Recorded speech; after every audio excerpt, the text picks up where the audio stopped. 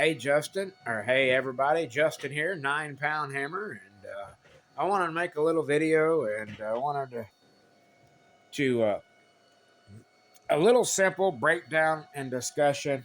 I had a person ask me to do this, and I told him I'd do it. Um, and it's regarding traps, trap antennas, and how they work. What's their purpose? Uh, why? Why we would use them? Uh, and the pros, cons, good things about them, and negative things about them, and the reason why they're maybe not the most sought after antenna, and why. And but basically, to start off with, we're just going to talk about the basic functions and how they work. So we're going to look here at a trapped horizontal dipole, and basically, if we were to let me get a pointer here, if we were to start out and look at a dipole. Look at this antenna. Let me back up. I am backed up all the way. Look at this as if these weren't here right now. So just forget about these traps or these squares and say this was just a normal dipole. Okay, so a normal dipole, we would cut, if we were making a dipole for 11 meters, we would, a halfway dipole, we would cut each one of these links and at the length for the 11-meter band, which, we would cut these anywhere from 102 to 108. We'd play. It'd start out with 108 or 109 inches. Is what I would do, but that's not what we're talking about. I'm just wanting to show you what we got going on here. So this is a horizontal trap dipole, and how this works and what they do with them is it's an antenna that covers multiple bands, typically three or so, on one antenna. And the way they're able to do that is with the traps. And what these traps do, guys, is they do just as they say. They trap off the other frequencies and the other bands to make the antenna resonant at the occupied frequency you're wanting to use. So say that this antenna was being operated and the operator wanted to use 10 meters. So 10 meters would be from here to here. So you would have like 109 inches each way. And that's what these traps do. They make the antenna only resonant for that band. But what they also do, well, I'll get to that in a second. So say the person was working 10 meters and then wanted to jump to 20 meters on the same antenna. Say he was talking to somebody and the guy said, oh, let's run up to 20. So what he would do is he'd switch it over, and what happens is this trap would come active. This one would come active. It would block off the rest of the antenna. So now the antenna is working from the feed point to here. Now we're working 20-meter antenna. But what's characteristically awesome about it is whenever we do this, is now this trap becomes a loading network from the capacitance inductance that's into the trap.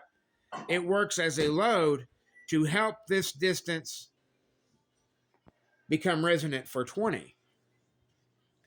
And this trap up here makes the rest of the antenna not see all this length, because the antenna would continue to come out here on both sides.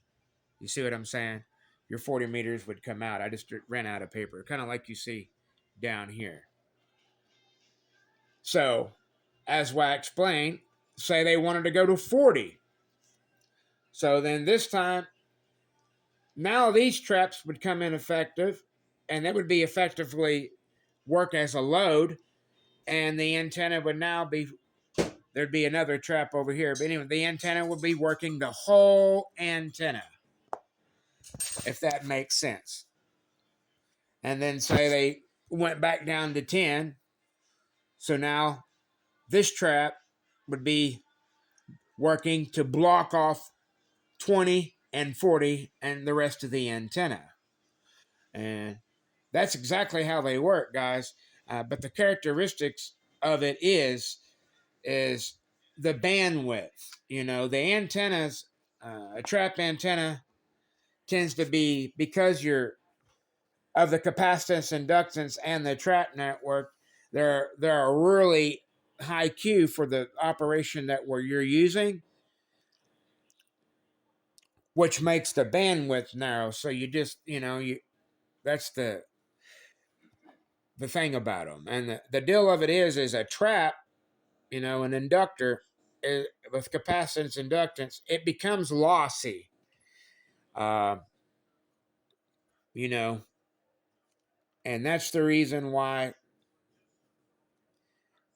they tend to steer away from them. But when you're, if you're trying to in a place to where you don't have much options, you can build this, horizontal wired antenna, and you can have one antenna up, and at least be able to work a few bands off of one antenna. But that's how a trap works. And what is a trap? A trap is it's a piece of non-conductive material that has. I'll show you kind of a mini version. This is an inductor that I'm going to show you, but it's what they look. It's exactly what they would look like on the antenna. Exactly. I mean, to the T. So this is what you would have in between each band. Now, this is an actual inductor or a choke, but it's basically the exact same concept. There's more than one wire in a trap network where there's only one here. You see the passing center conductor, then you see the outside induction going around that, which is what causes the fill the choke. But that's what they look like. So you'd have one in between each band,